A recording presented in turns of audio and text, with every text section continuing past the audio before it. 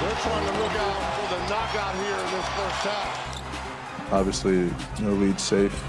Both teams are going to continue to fight to the buzzer. A 20-point fourth quarter for Karl Anthony Towns.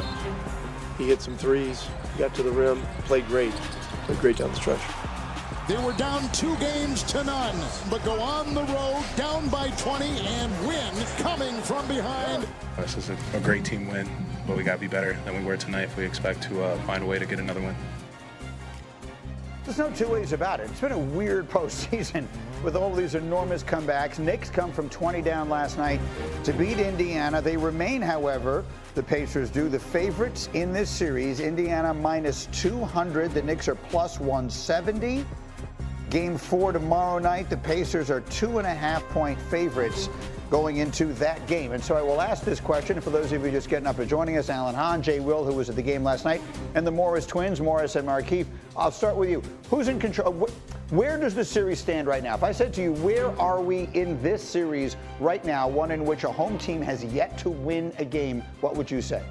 I would still lean towards Indiana. They still have home court advantage. They were up 20 in this game. Let's not forget about that. We needed a great performance, not even just a great performance by Cat Towns. We needed a superstar performance, and he delivered that. So there are a few things that I think that the Knicks will try to pinpoint to be better, but Indiana controlled this game from top to bottom into the last, let's say, 8 minutes. Do the Pacers still feel in control of the series to you? I think so. Like Marcus said, being up 20 in any game in the playoffs at home, I feel like you have that advantage. You found something to get it done, right? The fourth quarter was a lot different. Obviously, they played different guys. Cat would have had a monster fourth quarter. So I think so with the home court advantage. And look, home court advantage in the playoffs means something. I mean, obviously being up 20 and letting the rope go, I know Indiana feels the type of way, but you have to find some positives in that game. Let me just get into that really quickly for 1 second. You're still playing. You were in the league so recently. Like, home court advantage in this postseason, it feels like, not just in this series where the home teams are 0-3, but just in general, feels like it means almost nothing. The Knicks are, what did we say? They're 6-1 now on the road in the playoffs. So when we say they still have home court advantage, does that still mean something? In hindsight, yes. But this year and a few years now, we had this conversation yesterday. There's no great teams anymore, right? Like, anything can happen in these playoffs. As you've seen, the Boston Celtics were the best team, right? Like, they were the greatest team. They were up 20 twice. Right. And lost those leads. So as of now, anything can happen, Greeny. I'm not sold on any team in this playoffs. Jay Will, the Pacers are a 2.5-point favorite in Game 4. In your opinion, which team has more pressure to win tomorrow night's Game 4?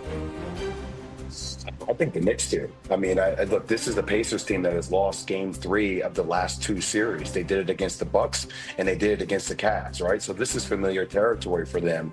And also, look, the Knicks have gone through 3 grueling series, this being their 3rd. Obviously, Detroit was very physical. Boston was a mentally taxing series. And now to enter this with Jalen Brunson being in foul trouble, him being hunted, having the big impact game, I think all the pressure is on the Knicks. You can't afford to go back to MSG, a place in which you're 3-5, being down 3-1.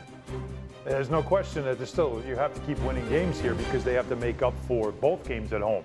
You could say that this win was sort of the one that got Game 1 back because it was a similar situation. The Knicks had the big lead, blew it, lost the game, and the Pacers had the big lead, blew it, lost the game. So you could say, okay, you've made up for that Game 1, but you still got to get another one to bring it back, and then you have back control of the series. The Knicks have kind of gone through a transformation in this series. They went from the team that came into it thinking this is how we play, and the Pacers showed them you shouldn't play like that because we have an answer for everything. They have been transforming, and so we have to see now if this latest, what they did in the second half of Game 3, works now for the rest of the series, especially in Game 4. And there was an interesting observation that Charles Barkley made last night after the game. The Knicks they made their run last night with Karl Anthony Towns going, as you said, out of his mind in the fourth quarter, and Jalen Brunson, for the most part, on the bench with foul trouble. And here were what Charles Barkley had to say after the game. I'm hoping this is a wake-up call for Brunson. Like, yo, man, you're going to have to get off the ball. They've had their 2 best spurts in this series, Game 1 and today. They've had their best while everybody's getting involved. He has to learn from that and get off the ball a little bit more. That's an interesting observation for a guy in Jalen Brunson who is second team All-NBA this year and has been so beloved, certainly here. And so what, Jay Will, I mean, as a guy whose job it was to have the ball in your hands, what do you make of that from Chuck? I mean, you can ask the guys on set. I mean, look, I'm not taking Jalen Brunson and putting him off the ball. I mean, the guy is dynamic, and where he's been brilliant is being on the ball and controlling the pace of the game. I definitely like having Deuce McBride and Landry Shamet and spelling him minutes, but I like the way Jalen Brunson has been playing. You know, also something else that Greeny nobody's really talked about yet is that Aaron Naismith hurt his ankle in the end of that third quarter. That was a huge momentum swing. There's a quick turnaround for him with 48 hours to get back on the court. But he is their defensive stopper. Will he be available to go in game 4 is going to be a critical question for how Indiana likes to play, not just pace-wise, but also defensively. Not only did he make huge threes in game 1, but defensively, he's been the guy guarding Jalen Brunson each and every possession. So is Jalen Brunson a liability in this series? Is obviously a huge, that's a very, very strong way to put what is a more nuanced point, which is Jalen Brunson playing with the ball in his hands at all times. And he tends to dribble the shot clock down, sort of probe, right, find a spot, make a play. And so what Charles is suggesting is that maybe if the ball is flowing a little bit more. I think Charles is missing the point. You guys can tell me if I'm wrong. What he's missing is that when the runs happen with Brunson off the court, that should be more a sign that Tom Thibodeau needs to start trusting the bench more and giving guys off the bench more, because the Pacers have played a lot of guys off the bench. Because Jalen Brunson, last I checked, in the first 2 games, has scored the most points of any player in a conference final since LeBron James in 2009. He is getting his offense, he's getting to his spots, and he is scoring. The problem is when you don't play enough bench guys, he wears down, some other players wears down.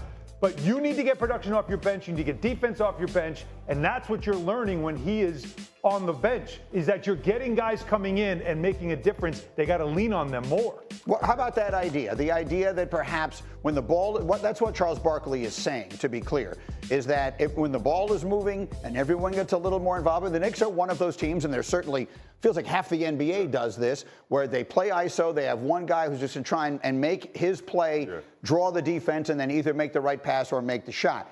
He's suggesting that maybe if the ball is moving a little bit more, it benefits the Knicks offensively. It looked like it did last night.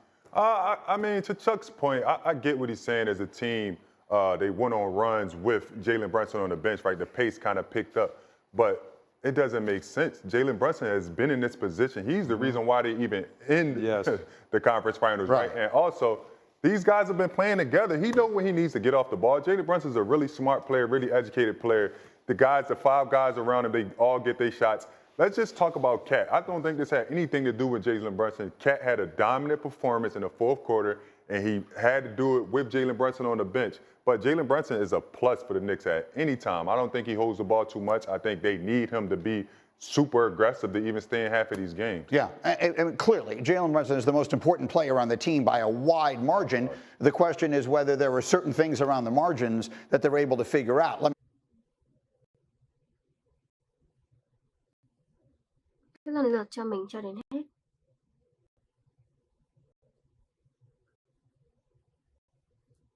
Đấy. Mũi nữa nhé. Ở cái chân cuối là móc 2 mũi. Để cộng với 3 mũi ban đầu thì sẽ là được 5 nhé. Bây giờ móc xuống đây.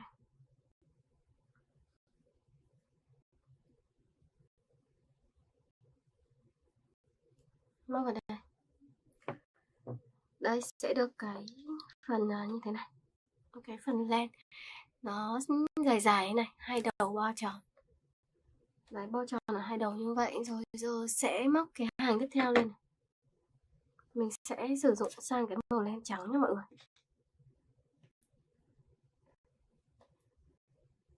Bây giờ sẽ móc vào.